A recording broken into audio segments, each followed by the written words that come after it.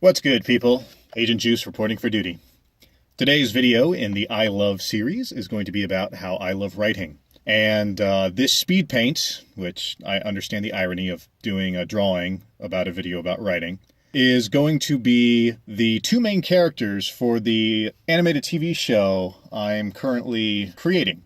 The two characters I'm drawing is a big mean guy and this cute little squirrel girl. The big mean guy is named Adon. Yes, like the dude from Street Fighter who sounds like the Monarch from Venture Brothers. It's a cool name, and yeah, I'm sticking with it. You can't change my mind.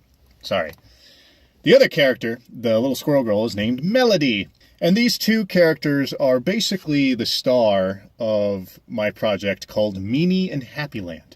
And Meanie and Happyland is about Adon, this powerful, immensely powerful demigod who is trying to conquer the universe he lives in, which is this super horrible Warhammer 40k violent universe. And he is trying to kill his mother, who is the crazy goddess of suffering and destruction, usurp her throne, and establish a new universal order of absolute law.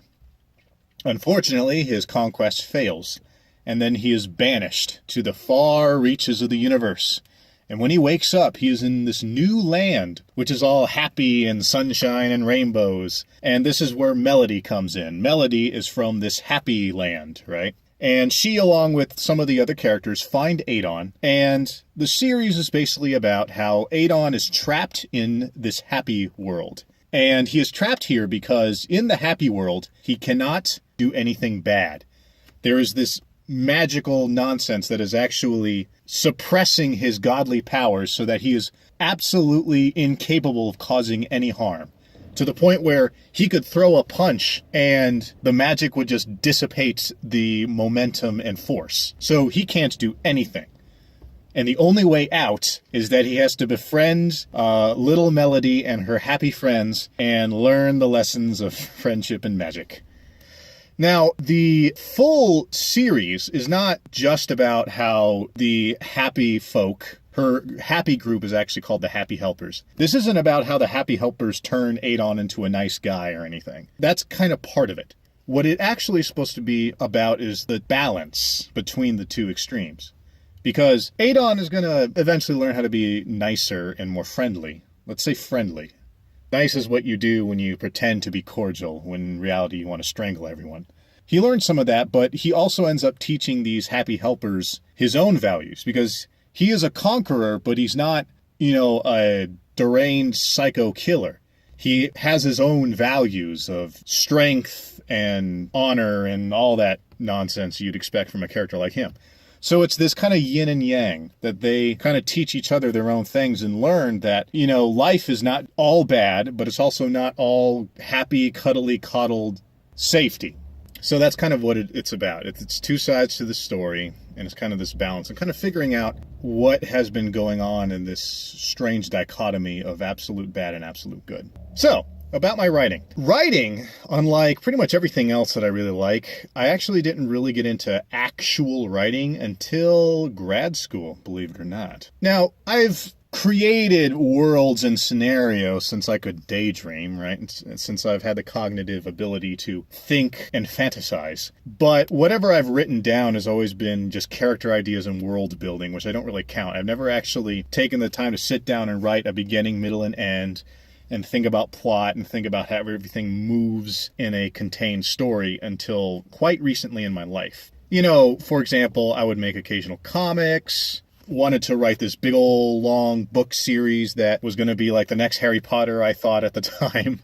But again, it was more just world building and character stuff and thinking up cool magical powers and stuff. So it wasn't actual writing. The only time I ever did any creative writing where I told a story beginning, middle, and end was a school assignments. It's nothing I ever actually did in my spare time, even though, I wanted to be some kind of big old writer. I never actually did it.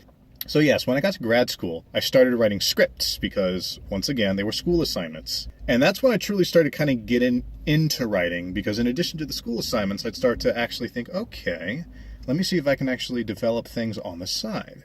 And it's not until early 2018 that I decided to make writing my primary focus as I am going into Hollywood. Prior to that, I actually wanted to be a storyboarder. And this is actually something I've discussed in my I Love Drawing video, where the initial intention was to be a storyboarder because I love telling stories visually, because at the time I was a big proponent about a picture being worth 1,000 words. However, I quickly learned that writing 1,000 words is a hell of a lot quicker than drawing that picture. I eventually shifted into writing because it was a big time saver.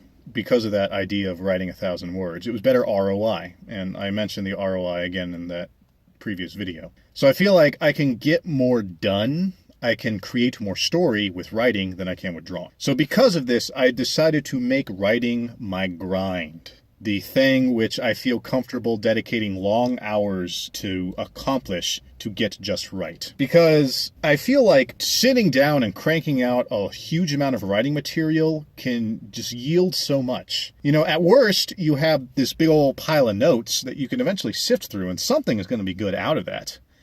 And at best, I mean, you could have just written a whole novel without even realizing it, you know?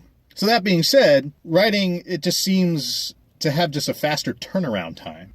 It's definitely not something you can just do. There is the idea of rewriting, and that can be very time consuming. I guess what I'm trying to say is that the basic idea you're trying to portray is more quickly constructed and therefore more quickly critiquable than drawing out the idea.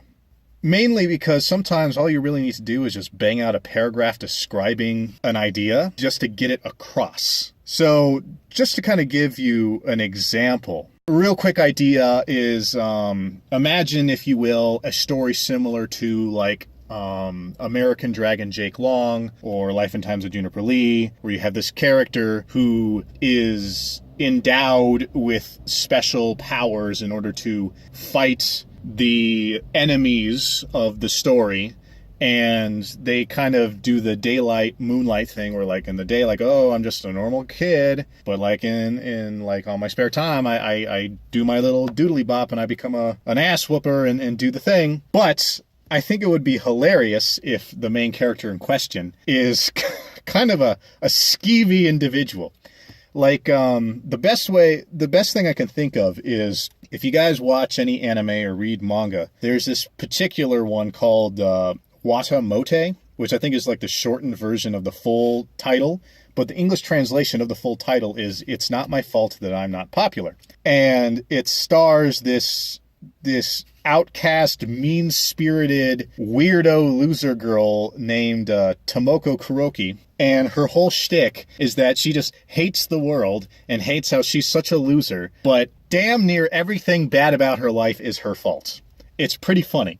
So I thought, like, what if someone like that were endowed with these incredible abilities and given the responsibility to have to vanquish the evil? But because of who she is, she doesn't really go out and vanquish evil or anything. You know, she kind of just uses it for her own personal gain. Kind of like in Bruce Almighty, how, you know, Jim Carrey's character really didn't use God's power to do anything special. He just improved his life and just screwed around with everyone else. But you get what I'm saying here. Like, that idea, I could just kind of speak it out and write it down. And it's a bit mumbly because, you know, I'm speaking it out and rambly and all that.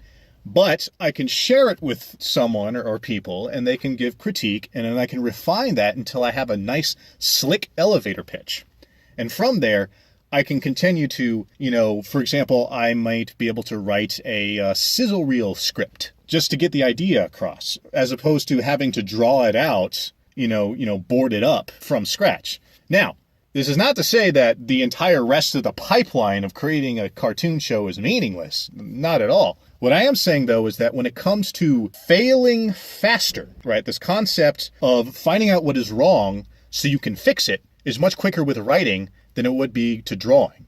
So for this outcast crime fighter girl idea that, I'm just cooking up right now, I could write out the basics, write out a sizzle reel, and then because it is quicker to write it out, I can refine it, and then once it's refined, then I can take it to the next phase of the artwork. So that's kind of the reason why I wanted to get into the writing aspect more nowadays than the storyboarding aspect, because I feel it's just easier for me to crank out what I want, refine it, and then move on to the next thing.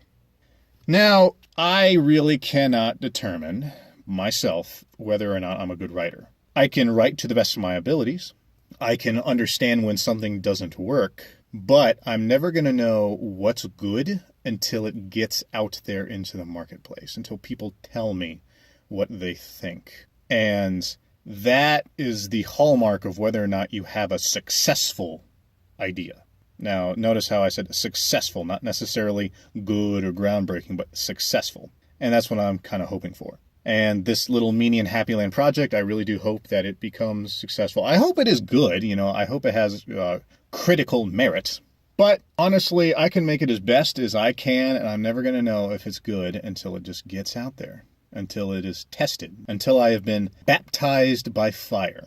But you know what? This is why I made this channel to begin with. I want to chronicle this journey of mine while I'm still a nobody. I'm hoping to be successful not only for myself, but so I can show future people that it is possible. I didn't come from, riches. I don't have any family in Hollywood. I don't have any connections out of the gate. I had to, work for them. So I'm hoping that I can be successful so I can show you guys that it's possible.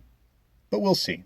Anyway, I'll go ahead and wrap up this video for today. Once again, if you guys like what you're seeing here, let me know in the comments. Let me know if you want to see anything in particular. Do the old like, the subscribe, the ring the bell, all that nonsense. Once again, I'll provide all the links I usually do, including the intro video that has the Teespring link if you guys want to check out t-shirts and what's going on. And you know what? Actually, in the comments, let me know if any of you guys are working on anything. Also, let me know how far along you are. Like, is it complete? Is it fully written? Are you a professional? Are you actually working in the industry? Or do you have a published book? Or are you just another nobody? There's no shame in being a nobody as long as you're striving towards something. If anything, it's admirable, because once you make it, you make it. But until then, it's a fight. All right. Until next time, people, I hope you stick around, and deuces.